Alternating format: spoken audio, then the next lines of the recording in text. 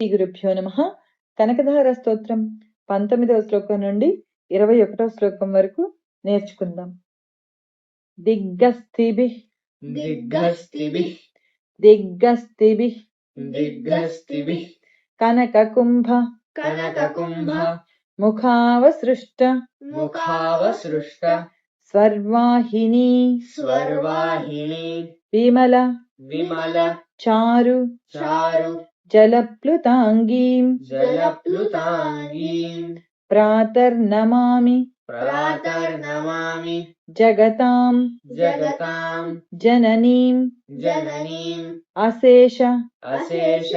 లోకాధినాథ లోకాధినాథ గృహిణీం గృహిణీం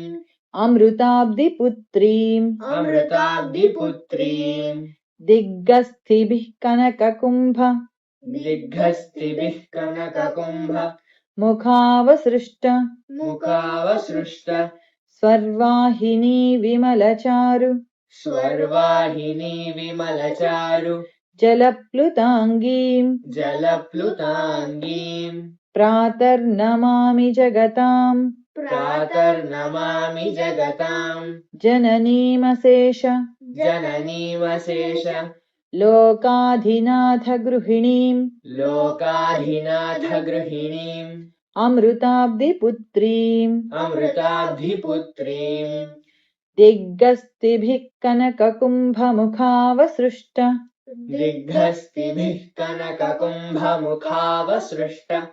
స్వర్వాహినీ విమలచారు జలప్లుతాంగీం స్వర్వాహినీ విమలచారు జలప్లుతాంగీం ప్రాతర్నమామి జగతాం జననీమశేష ప్రాతర్నమామి జగతాం జననీమశేష లోకాధినాథ గృహిణీమమృతాబ్ధిపుత్రీం లోకాధినాథ గృహిణీమమృతాబ్ధిపుత్రీం దిగ్గస్థిభిః కనకకుంభముఖావసృష్ట స్వర్వాహినీ విమలచారు జలప్లుతాంగీం ప్రాతర్నమామి జగతాం జననీమశేష లోకాధినాథ గృహిణీం అమృతాబ్ధిపుత్రీం. 20వ శ్లోకం. కమలే కమలే కమలాక్షవల్లభే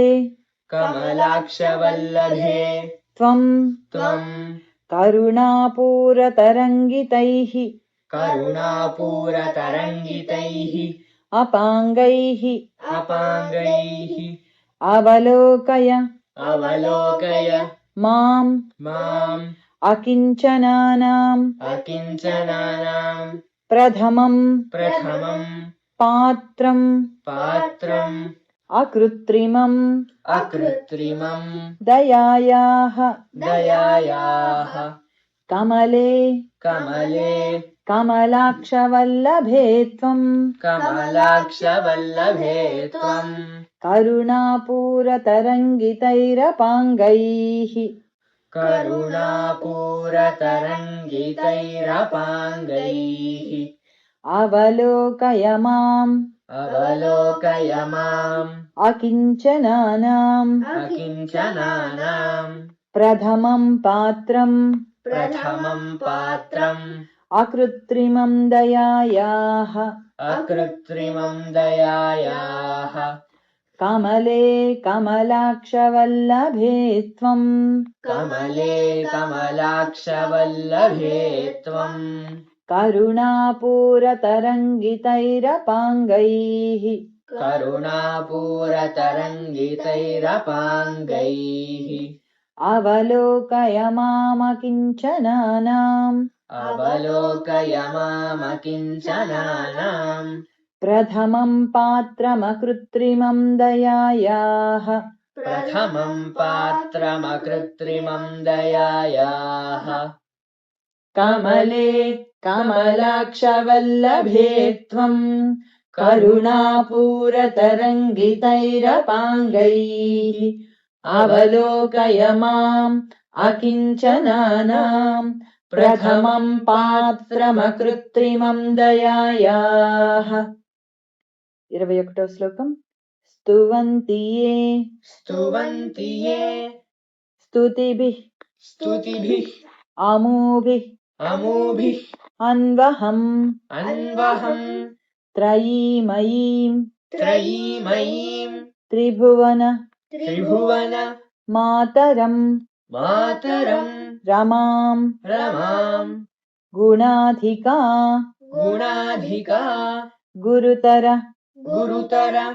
भाग्यभागिनो भाग्यभागिनो भवन्ति ते भवन्ति ते भुवि भुवि बुध बुध भाविताशयाः भाविताशयाः स्तुवन्ति ये स्तुवन्ति ये स्तुतिभिरमूभिरन्वहम् स्तुतिभिरमूभिरन्वहम् त्रयीमयीं त्रयीमयीम् त्रिभुवनमातरं रमाम् त्रिभुवनमातरम् रमाम् गुणाधिका गुणाधिका गुरुतर भाग्यभागिनो गुरुतर भाग्यभागिनो भवन्ति ते भवन्ति ते भुवि बुधभाविताशयाः भुवि बुधभाविताशयाः स्तुवन्ति ये स्तुतिभिरमूभिरन्वहम् स्तुवन्ति ये स्तुतिभिरमूभिरन्वहम् त्रयीमयीं त्रिभुवनमातरं रमाम् त्रयीमयीम् त्रिभुवनमातरम् रमाम् गुणाधिका गुरुतर भाग्यभागिनो गुणाधिका गुरुतर भाग्यभागिनो भवन्ति ते भुवि बुधभाविताशयाः भवन्ति ते भुवि बुधभाविताशयाः स्तुवन्ति ये स्तुतिभिरमूभिरन्वहम् त्रयीमयीं त्रिभुवनमातरं रमाम् गुणाधिका गुरुतर भाग्यभागिनो भवन्ति ते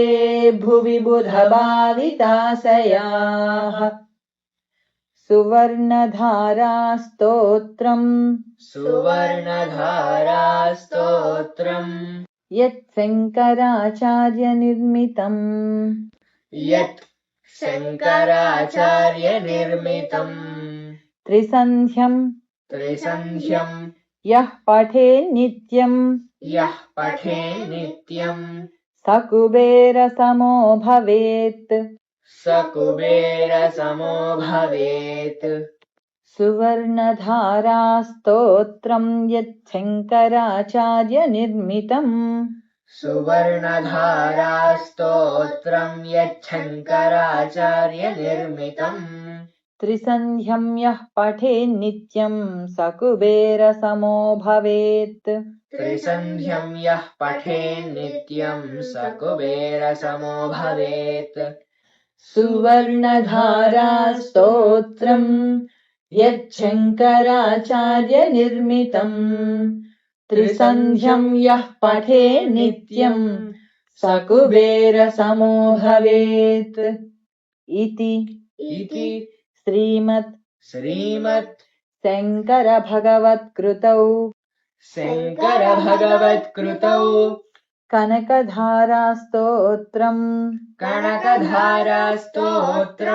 सम्पूर्णम्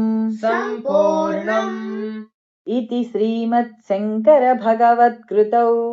कनकधारास्तोत्रम् सम्पूर्णम् इति श्रीमत्शङ्करभगवत्कृतौ कनकधारास्तोत्रम् सम्पूर्णम् यदक्षरपदभ्रष्टम् मात्राहीनम् तु यद्भवेत् तत्सर्वम् क्षम्यताम् देव नारायण नमोऽस्तु ते।